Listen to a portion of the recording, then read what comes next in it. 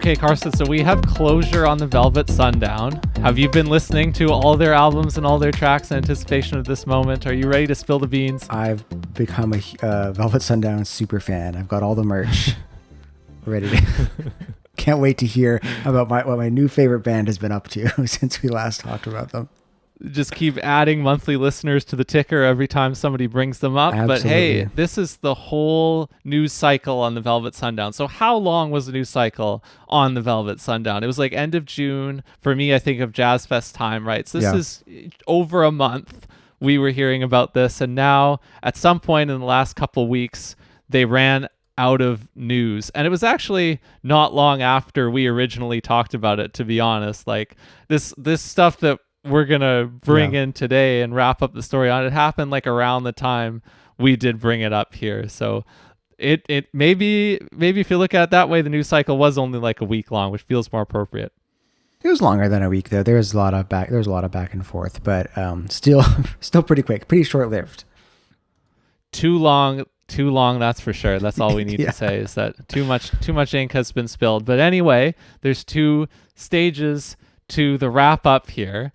Now, you may recall, if you listened to us originally talk about the Velvet Sundown, that I referenced a Twitter account or an X account and talked about how it's impossible to know whether or not this account was real or not, to the extent that anything to do with the Velvet Sundown is real, because the band challenges the very notion of reality itself. They're very postmodern and experimental that way. But you know, this X account, I was like, oh, this may or may not be the people who are behind this AI band project. And lo and behold, it was not the people who consider themselves to be the band. It was somebody named Andrew Freeland. That's a pseudonym. And he dropped a Medium post, which is the most anachronistic part of this story. You know, we've got a band living on the cutting edge of technology, and he breaks the news in a Medium post like it's 2015. Anyway, he says, I am the guy running the fake Velvet Sundown Twitter account. That's what he said in early July. And he tells this whole story about how he's an AI researcher. He noticed the Velvet Sundown phenomenon in the same way that we did. And so then he repurposed an X account that he had to imitate the band and tried to do what he called red teaming journalists. And what that turned out to be was him fishing for a bunch of journalists to believe that it was real. And we referenced that at the time as well. And he documents all the replies that he got from all these news outlets of people who were kind of on the music beat who wanted to do the Velvet Sundown talk. He puts up a bulleted list in this Medium post of all the people's names that he duped. Seems very proud of himself. Wow. And he talks about how this is a lesson in social engineering and how do we even know who is who anymore and how we know who we're talking to. So I believe this was the point he was trying to make with this Medium piece. Have you checked this out? I haven't read the Medium piece. I will say, in Medium's defense, but it is a very 2015 way of posting a blog post. The tech guys, the Hacker News. If you're familiar with the website Hacker News, Y Combinator, there's a lot of tech guys still doing Medium posts, and I don't know if that's just still a hanger on from that.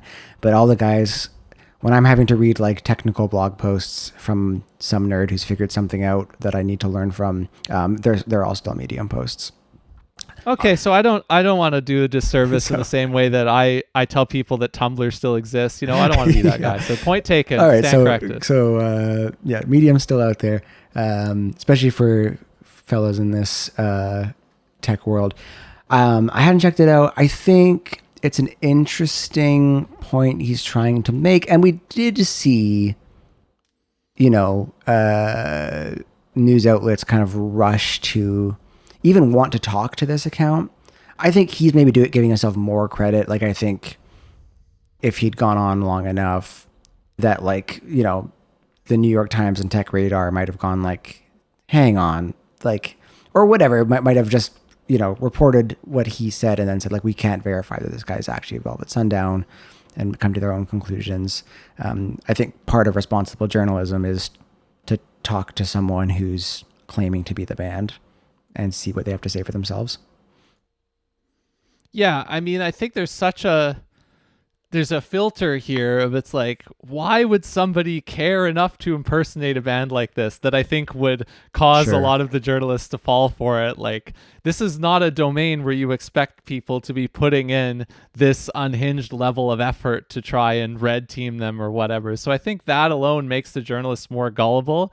I don't think it's fair for him to put all journalists on blast. He says something like, in his conclusion, he's like, "Oh, I have discovered that there are large gaps in the processes used by most journalists." I think if you take that too far, that's a little bit unfair because, like, if he was, if there were war correspondents talking to him and he was in like a conflict Sure. area, I don't think those journalists would approach it with the same attitude that they probably approached him with. It's an entertainment story, even though there's high technology involved in it and whatever. But I mean, I think it's part and parcel of the domain. I, as much as I would love to, I don't think we can tar all journalists with the No. fact that they all bought this story.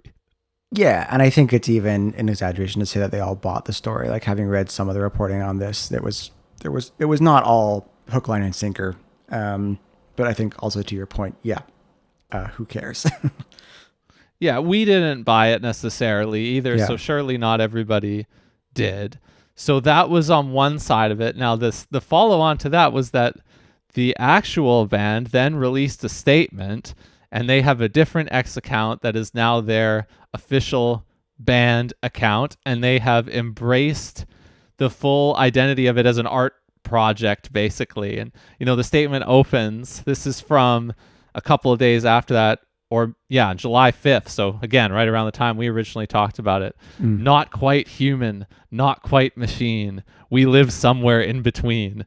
The Velvet Sundown is a synthetic music project guided by human creative direction and composed, voiced, and visualized with the support of artificial intelligence. This isn't a trick. It's a mirror, an ongoing artistic provocation. And they go on to talk more about that. So what do you make of this statement? Is this the thing that you did already see about the story? If you did see like Yeah. the AI manifesto guy? This to me is more nauseating than if it was just someone trolling, I would say.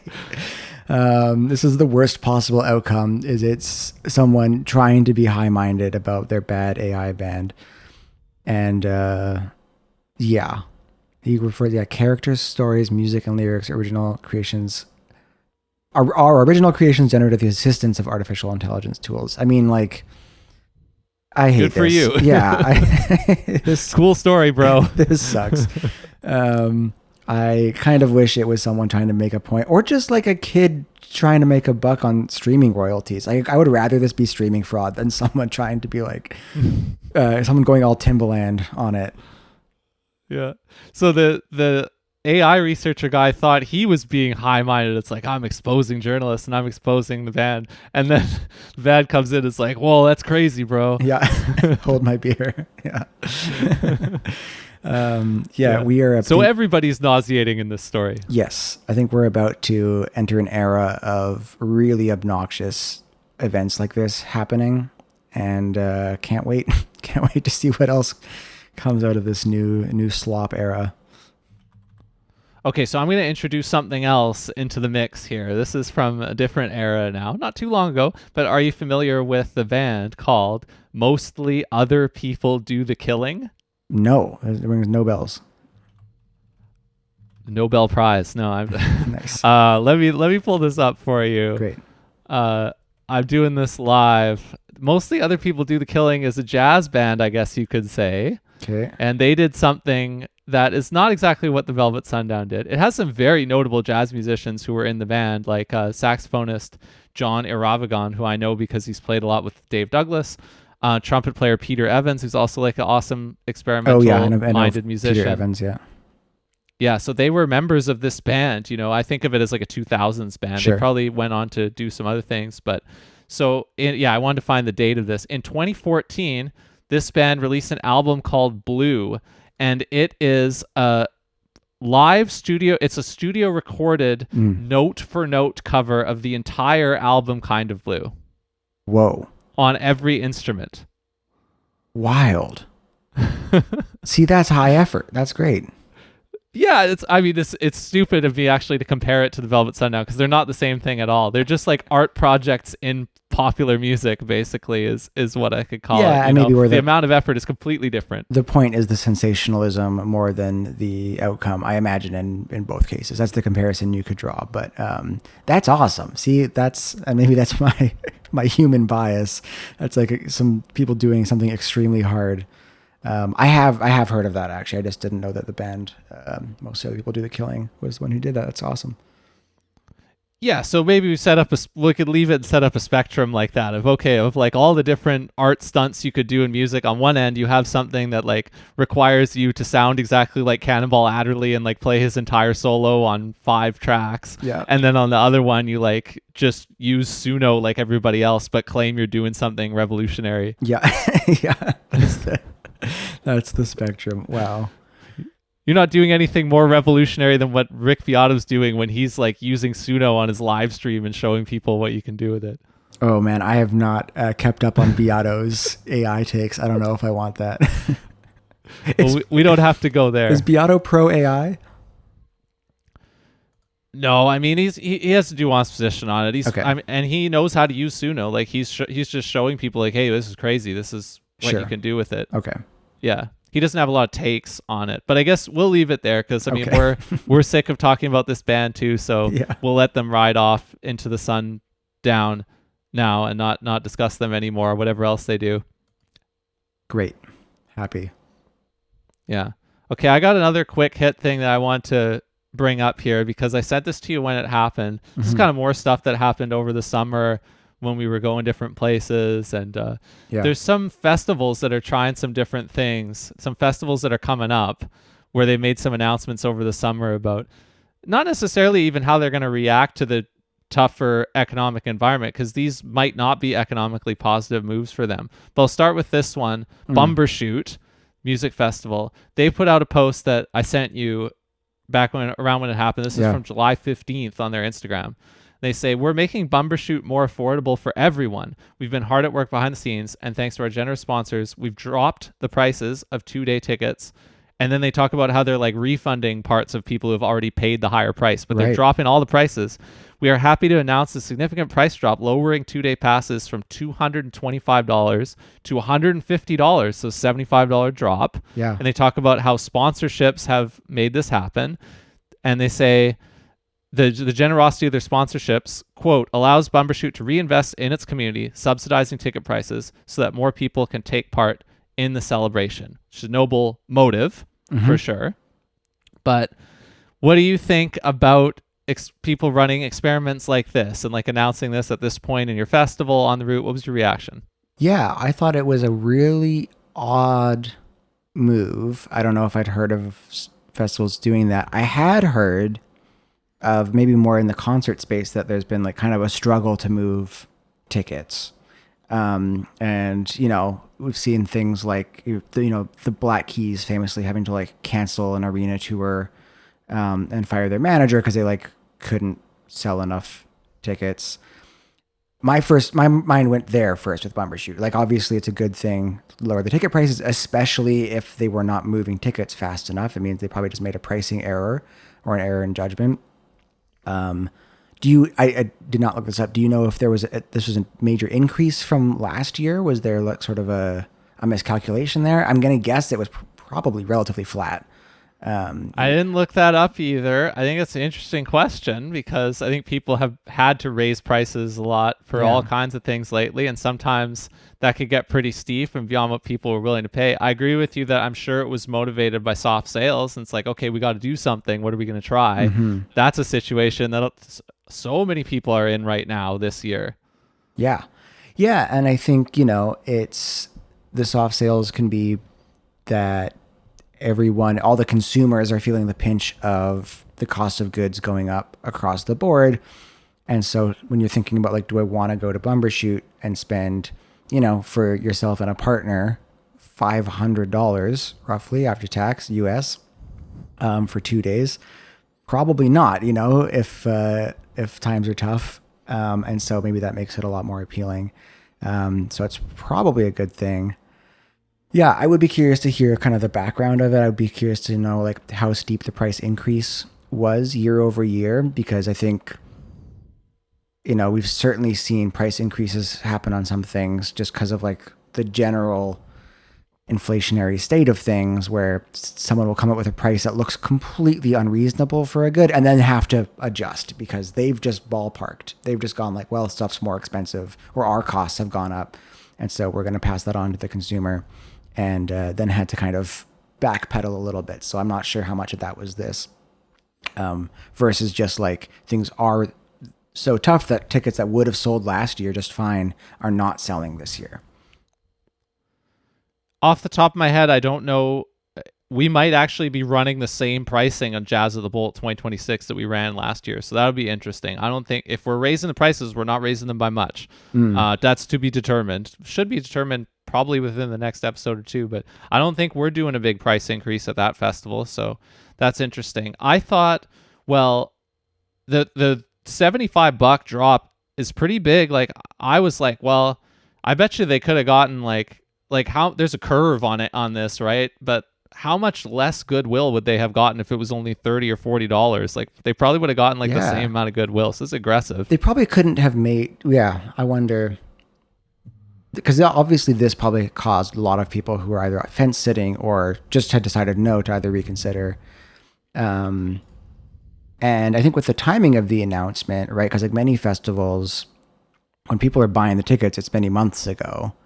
And so you're kind of putting this in front of people who probably months ago looked at the price and said no.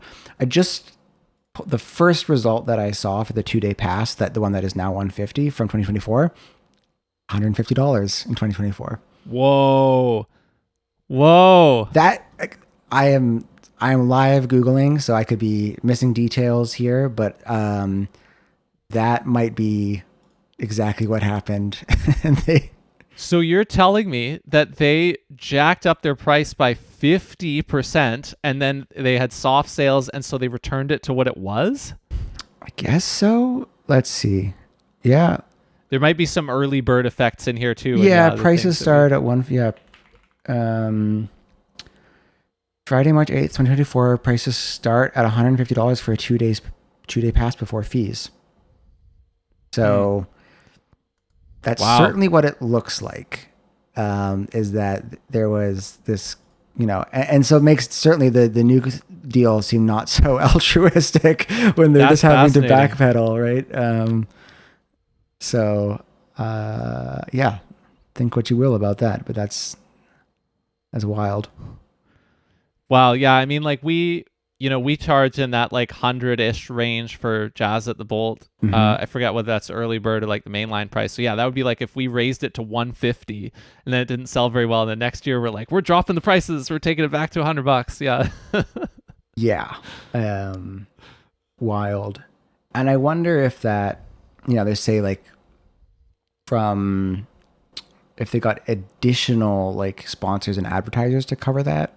Because I have something on this. Oh, you do? Okay. Because like the framing is about like the sponsorships, and I was like, wouldn't your sponsorship contributions be locked from Jump Street, or maybe not? Maybe you would be able to go back and ask for more on certain conditions. So they got new sponsor or donation money, and so Bumbershoot's in Seattle, right? Yes. Name me a Seattle famous tech company. Amazon. Name me another one. Famous tech company in Seattle? Microsoft. Yeah. Name me another one. Not a tech company, this one. Not famous Seattle company. Okay, Starbucks, because I have the press thing in front of me. So they say this reduction is made possible by generous contributions from the Ballmer family, along with continued support from donors like Amazon, Starbucks, and others. Oh, man. And there's some people in the comments who are not happy in particular about Amazon and Starbucks. I think Steve Ballmer is riding under the radar there. Microsoft isn't catching any strays here, but people are not happy that it's Amazon and Starbucks that have made this possible for reasons you can imagine. You know what? I think Steve Ballmer has kind of managed to somehow, I don't know if this is a good thing or a bad thing, because he's, again, managed to stay under the radar, just like stay in the good graces of the public. Like he's got the thing, the basketball stadium, and that seems to be all he cares about. He's like pretty well remembered for his contributions at Microsoft, even though he was such a weird executive there. I love Steve Ballmer. He's enthusiastic. I'm kind of into it. And so like, of all the billionaires, I'm like, fine. You want to sponsor Bumbershoot? Go for it. Yeah. I do love Steve Ballmer. I liked that the Acquired podcast in their Microsoft episode, they kind of retconned his history more positively. I think some people don't remember his tenure at Microsoft positively because the share price didn't go up a lot while he was there. Yeah, he also had 2008 right in the middle of it, and then like the equities, the way they performed in Satya's time, is huge. There's huge wins at his back. So I think the Acquired guys, they made a point that he comes out not looking great there and he deserves a little bit more credit, which I agree with. I mean, like, that energy is so funny. I appreciate anybody like that in a corporate environment. They're the people who make the world go round when you're in a boring ass corporate place. I mean, like, I should go to the Coastal Jazz AGM, and when they're like, oh, who are we going to get for a title sponsor? What kind of company should be? I'll go there and be like, developers. That should be my recommendation for this week, is everyone has to go watch that video if they haven't seen it. Steve Ballmer on stage at a keynote, having completely lost his voice, just screaming, trying to get people to be excited about like a .NET framework upgrade. Drenched in sweat completely. Oh, so long tangent about Steve Ballmer. So sorry to all our listeners who are here for music discussions. That is wild about Bumbershoot. I think they've done the smart thing here by just bringing the ticket price back down, and hopefully this isn't cutting like so aggressively into their bottom line. I suspect it probably isn't. Like, that price increase cannot have all just been covering profit increased costs. It must have been some profit, some increased costs, but it cannot all have been increased costs. I'm sure there was some profit motive there when they went to 225. Is that what it was? Yeah. Wow. Plus fees. Yeah. So probably like 250 more. Yeah. So there's another festival that made a move. This is a very different move, I would say. Similar spirit. This is in Canada. Back east, the Guelph Jazz Festival, which is coming up in about a month in September. Mm-hmm. And they also announced in July. They actually announced this before the Bumbershoot post, funnily enough, on July 14th. They said, we're trying something different this year. The 2025 Guelph Jazz Festival will be free. And then they say, no tickets, no paywalls. We are committed to making adventurous creative music accessible to the broadest audience possible. In that spirit, we will be offering a free festival this September while continuing to care for the music's creators and offering opportunities for you, our audience, to support the festival in many different ways, i.e., I guess, with voluntary donations and campaigns around that on a needs-based basis. But I guess they had a bunch of ticketed stuff happening before, and they were like, no, we're going to do all free of charge shows at the Guelph Jazz Festival 2025. Wow. Do they kind of break down the financials of like how that's possible? Again, is it just increased sponsorship? Is it, because I think like knowing a little bit about the state of like the Coastal Jazz here, that sounds like that would not be feasible. No, and in fact, the Coastal Jazz programming has gone in the opposite direction in the face of the challenges we've had in the years since they lost their title sponsor, TD. They have presented more ticketed programming as a percentage of the overall, probably year on year each year, 2023, 4, and 5. A lot of the programming is still free. A healthy percentage of it still is free, but a lot of free programming has gone away, and in its place, a lot of stuff has remained ticketed. So I don't see this as something that Coastal Jazz has the mojo to try right now necessarily. It'd be interesting if they did and how they would justify that. Granville Island, the place that we talked about a little bit, has a role to play in terms of why it looks that way, the kinds of spaces that are available to them down there on that unique site. Mm-hmm. It's owned by Federal Crown Corporation. But I mean, I don't know the details. This is something you would have to go to an AGM of a festival to learn. Yeah. An AGM that would happen after the festival and see the financial picture. They didn't talk about that directly in the post. But if I was just speculating, I would say again, because it's on my mind that what everybody's feeling right now is a bit of crunch, mm-hmm. that, sales are not what you could have relied upon before. Everybody feels like they have to get more creative to still sell the same number of tickets. I would guess that they probably had some really soft programming situations, and they might have been, and I think they have a co-director kind of duo. Okay. One of them I think is like a well-known improvising jazz musician himself. Yeah. And so they probably were like, well, we got to swing for the fences here. We can't keep doing it the same way that we've known it before. And so we got to try this model. We got to prove that we can get people out there. And then when you write a bunch of new grants, you can tell this impact story of like, look what we did. We increased our impact. You talk about like how many people went to your shows and how much feedback you received through various channels directly from your audience at the shows and online afterward. And you try and get more funding based on that. And if you can do that, if you know that there's grants out there that could underwrite that, you will probably make up all your lost ticket sales by increasing what you take, what you ask for, and what you get from various grants. So I bet that's the play. And like we were saying, if I was speculating about why, I would say it's probably because they weren't going to sell very many tickets to some of these shows. Yeah. Yeah, I mean, there's a difference of scale as well, right? From the Coastal Jazz here in Vancouver to Guelph. Like Guelph's 2-day-long festival versus, 2 weeks. And so you could see that being more feasible. And yeah, in a smaller festival, if things are, maybe your focus should be on getting more people there and, building a positive experience for people, bringing people in to creative and improvised music.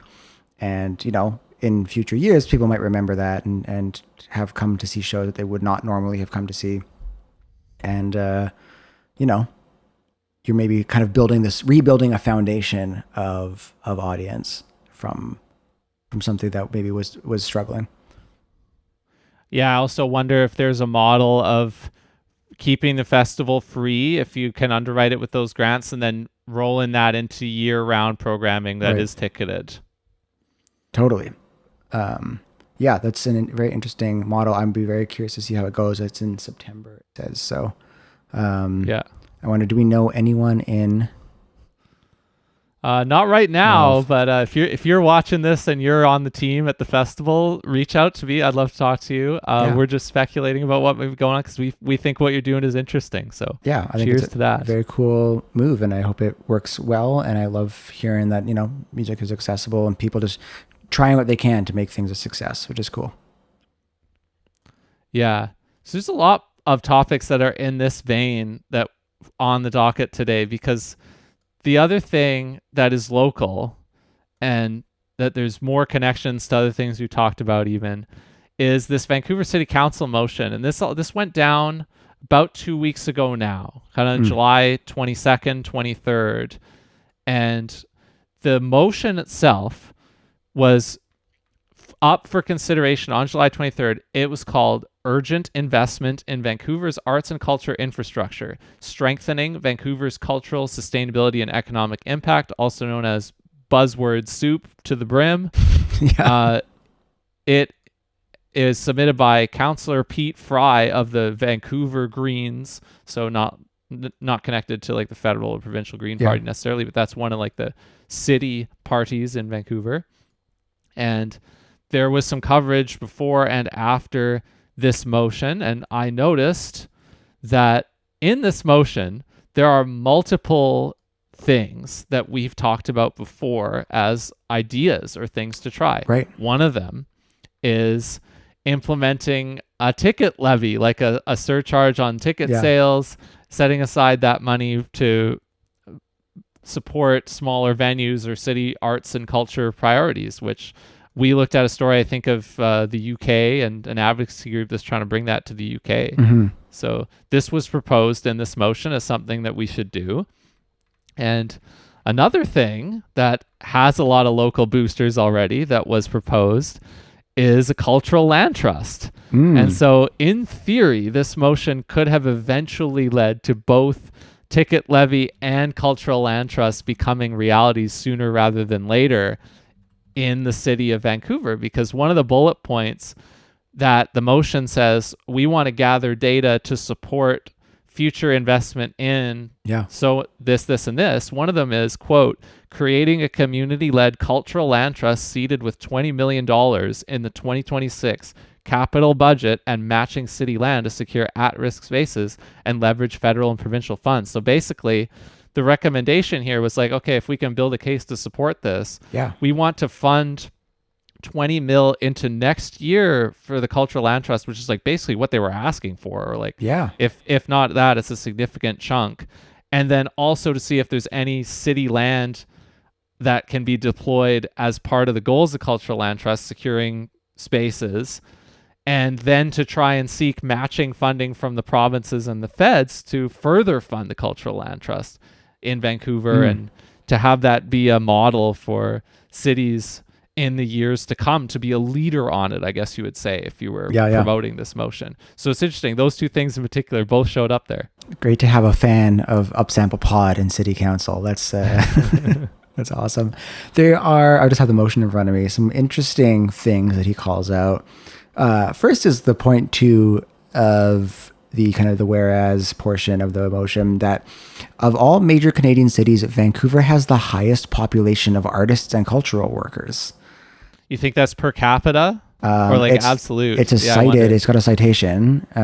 So, I mean, it's from 2014. This cannot be the case anymore. I would be surprised. I guess so, though. Yeah, we've all left by then. A lot of them have left by then, hey? Since then. Yeah. Anyway, I'm not going to be able to read through this whole study. It's a very dense study. I thought it was an interesting tidbit in there. But I also think one of his call-outs that I, to be honest, maybe a oversight, hadn't considered, which is the impact of FIFA World Cup 2026. A couple of the games to be played in Vancouver, 5 games or something, some number of games to be played in Vancouver. That is both expected to have a negative impact on arts attendance. I imagine it'll be disruptive to things like the festival, the Jazz Fest, and other festivals, depending on timing. And I guess there was supposed to be contributions from FIFA to like the arts and culture sector, and I guess that's like not being disclosed, like how much that's going to be, when that's coming, if that's coming. And I think so he's sort of saying, propose some of these measures as a defensive thing against the impact that the World Cup is going to have when it is in Vancouver. And I think that's a very interesting way of framing that amount of activity that's going to come to us. I'm going to be gone. I'm moving away for a month. There's no way I'm staying in this city when the World Cup is here. Yeah, I mean, there's jealousy involved for sure. Like looking over at a different cultural sector and being like, okay, they're about to take up all the oxygen in the room, but it's kind of well-founded jealousy, because I think I don't know if people would say the same things about the 2010 Olympics, but I mean, the 2010 Olympics sucked up a lot of capital and oxygen in general. I don't know if people in different arts sectors feel like it took specifically from them. And, maybe the Winter Olympics feels a little bit better than FIFA World Cup coming in for various reasons, but there's a lot there in terms of what it could do. I mean, I think I don't remember how much it conflicts with the Jazz Festival, but it's definitely in that range, like from mid-June to mid-July is when that stuff's going to be happening, as far as I know. So festival happens all in there. Don't know if Granville Island is going to be playing part of it or if it's going to be over downtown. I guess there's like the downtown Jazz Fest stage. That could be interesting, the timing. Yeah, and I mean, sure, like, I'm sure Ken Sims' position is like, oh, this is just a net good, right? That the World Cup is coming to Vancouver. And like, even though no one in the city particularly wanted it or asked for this, I think when surveyed, most Vancouverites were like, no thanks. That seems like, even just post-Olympics, like we spend a lot of money. It's kind of fun, I guess, for a bit. But man, do we not necessarily feel the positive impacts of that economic activity? Like, I think most Vancouverites would just rather have another Taylor Swift Eras tour ending here, as far as like the positive impact on our local economy, rather than all the construction and everything that's going to be required to get ready for the World Cup. Yeah, I think hosting the Olympics or the World Cup is like the ultimate non-strong towns move. Like it's the ultimate like capital flows through your community and doesn't get retained. Even Taylor Swift, when her capital flows through your community, some of it gets retained because of all the spending that people are doing in various ways. Guess you could say the same thing about the Olympics or the World Cup, but doesn't feel that way. It feels like something kind of a lot more disruptive. Yeah, and the places that are actually taking the most capital are these like transient, the sponsors and the temporary vendors and whatever, rather than the actual like local, community stuff. So I think that was an interesting call out. And for him to say like, hey, look, let's in advance set some stuff aside, because obviously the city's going to be spending all its money, time, and focus on FIFA next year. So yeah, interesting. I mean, I'm not surprised this didn't pass. I think these are all fairly radical positions on their own. Like so each, you could split this up into different motions, and they each would be tough to pass altogether.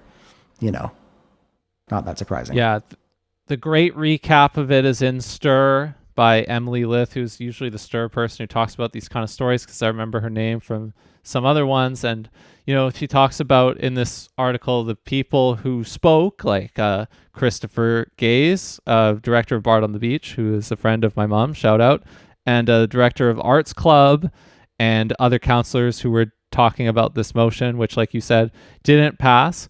The counselor Sean Orr was supporting it, but didn't pass.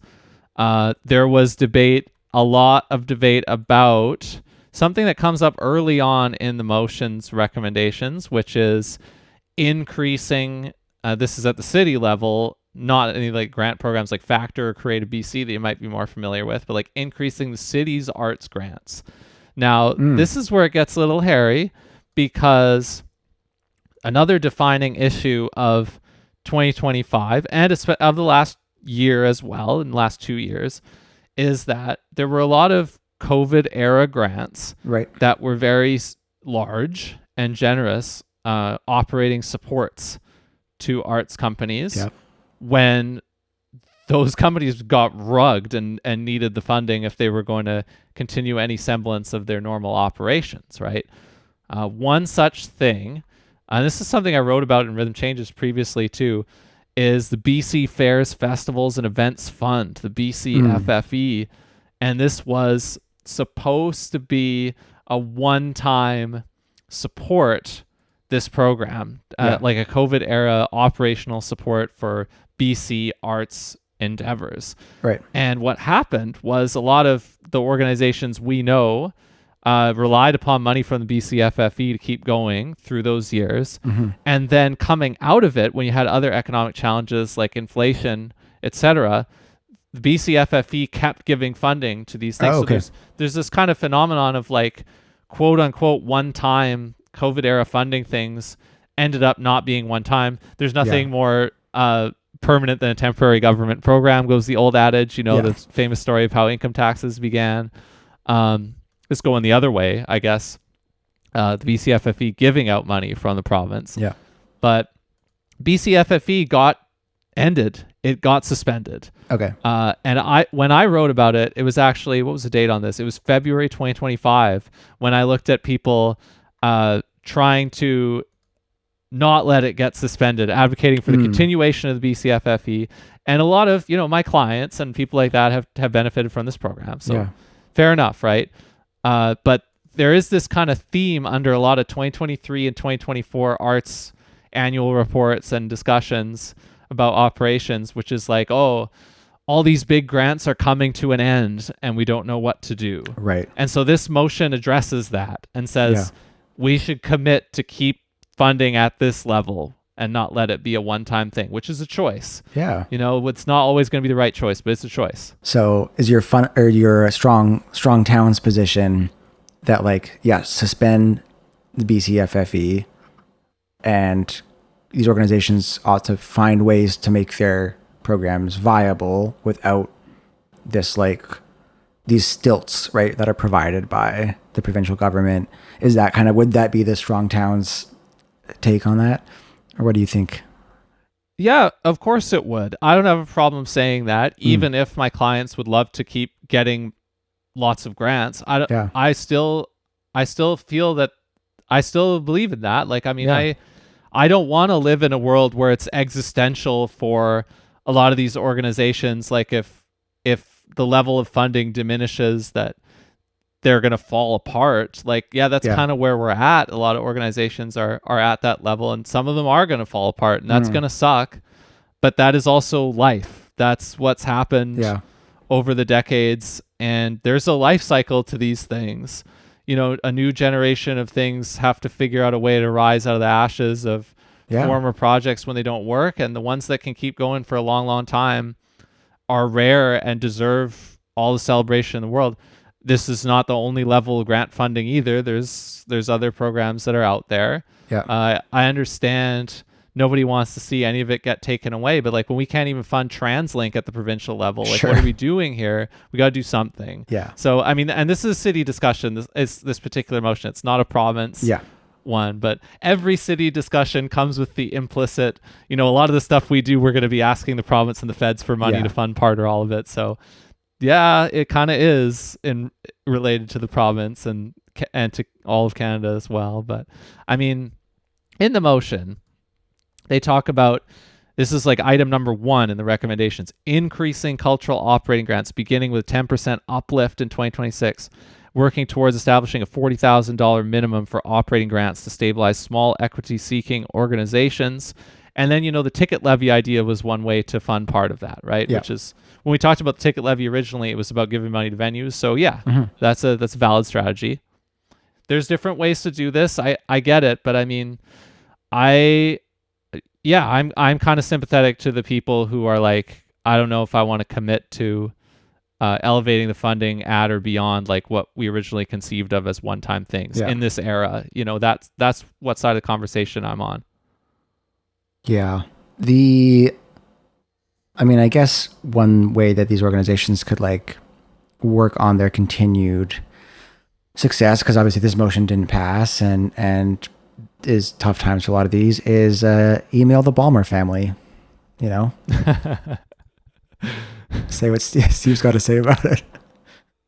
You got to send a MailChimp to Chip Wilson, like we said. I don't know if Chip Wilson is a Steve Ballmer of Vancouver. I don't think so.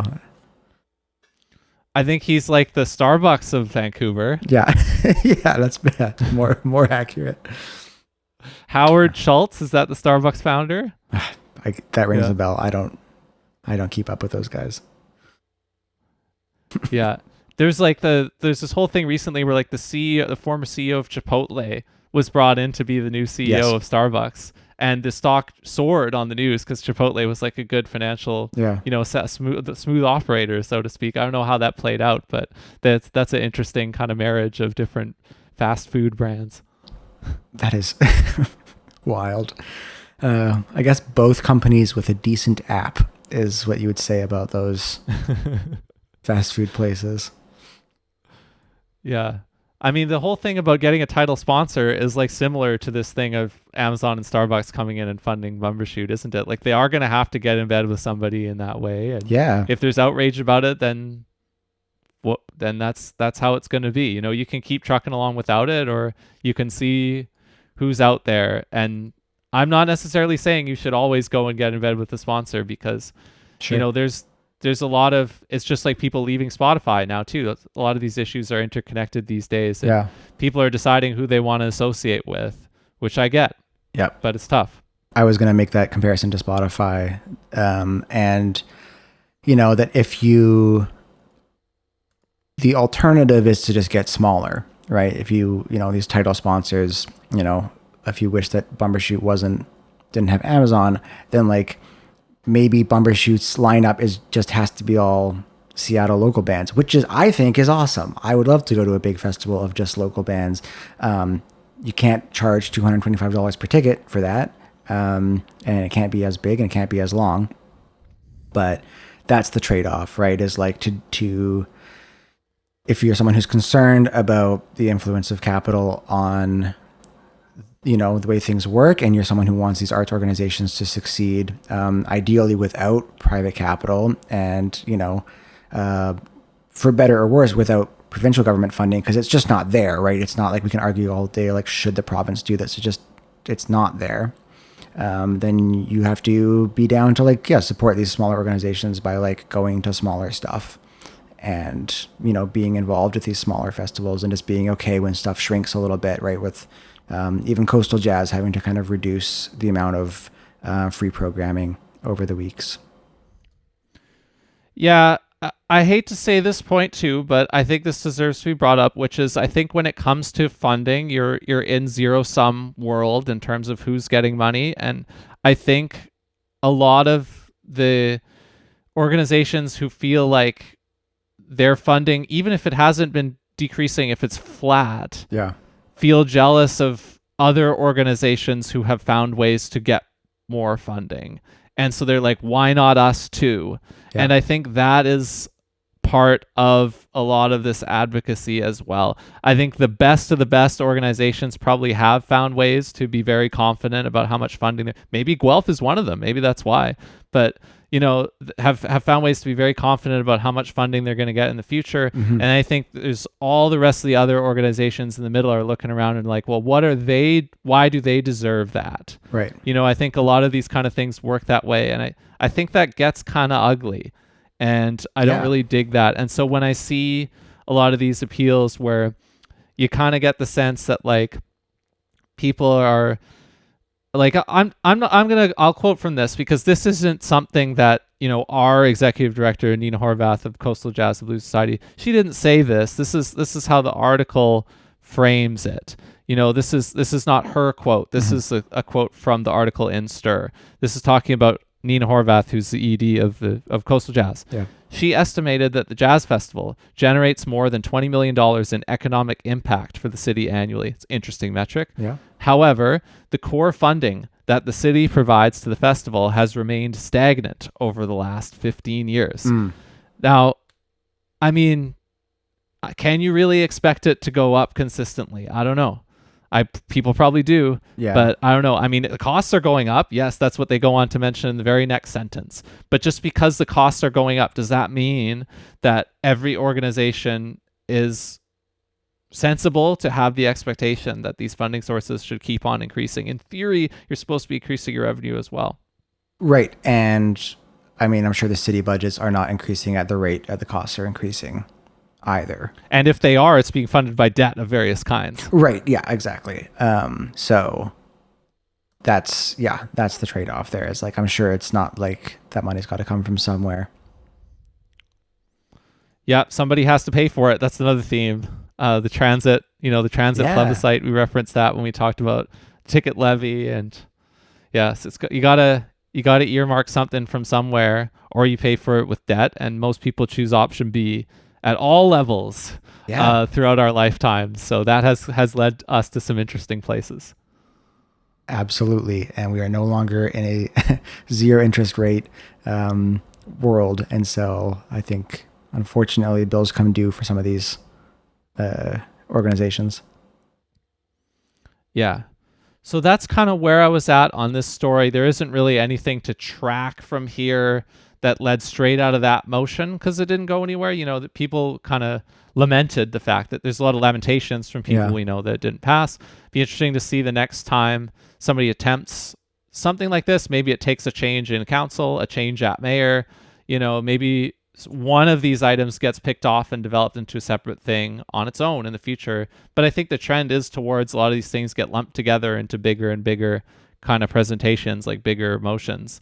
Yeah. So I wasn't surprised when I saw them all lumped together, but it's interesting to see what they will try next and if it'll take changes in the seats to see who will try it next, because there's people on this council who are down, but they don't hold the balance of power, I guess. Yeah. I think I find it encouraging that there's someone, at least on council, or a number of people on council, that seem to have a strong enough understanding of potential fixes for some of these issues. And these are like creative and forward-thinking, solutions to some of these problems. This is not just blank check style stuff. These are like interesting, things that we've talked about on this podcast. And so I find it encouraging that something like a ticket levy, cultural land trust, these are not just totally niche internet guy ideas, right? These are urbanist kind of academic ideas that they're being actually talked about in city council. I find that encouraging, even though it didn't pass, and it might be a while before the shape of council is such that anything like that could pass. But I think it's cool. The fact that it came up is really cool. Yes. Yeah, and arguments for both sides got aired out, or like where Yeah. people were coming from on both sides got aired out, which is something for us to go on.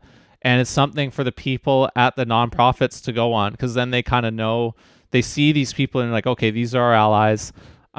Everybody, like we said, is trying to get creative on all fronts just to keep things moving. So, we're going to see maybe closer alliances between some of these people here in Vancouver now that this has happened, because it's like we've very much saw a couple of counselors and their teams going in on this, and that has been noticed, and like that's why a lot of arts organizations showed up to speak to council about the motion, which is also a good thing. Yeah, it's great. We're not a Vancouver politics podcast. There is one of those. There's multiple of them, I guess, that I don't necessarily listen to regularly, but I've tuned into over the years. So that's not our. I couldn't even name you all the members of council, so that's not our expertise. Yeah, same. I don't live in Vancouver either. Yeah, I guess you don't. I do. Yeah. I'm less informed than I should be, although I know some of these names on here. Well, I could name more Vancouver city councilors than I could my city councilors in Coquitlam. I think that tracks. Yeah. Some might say that's a good thing. If you don't have to be thinking about it, or if it's not coming up often, maybe there's something good about that. Yeah, exactly. Yep. All right, let's get out of here. What's your recommendation, sir? My recommendation this week is a album by country artist Tyler Childers. I think it's Childers, not Childers. Yes. Called Snipe Hunter. It's a new record by Tyler Childers.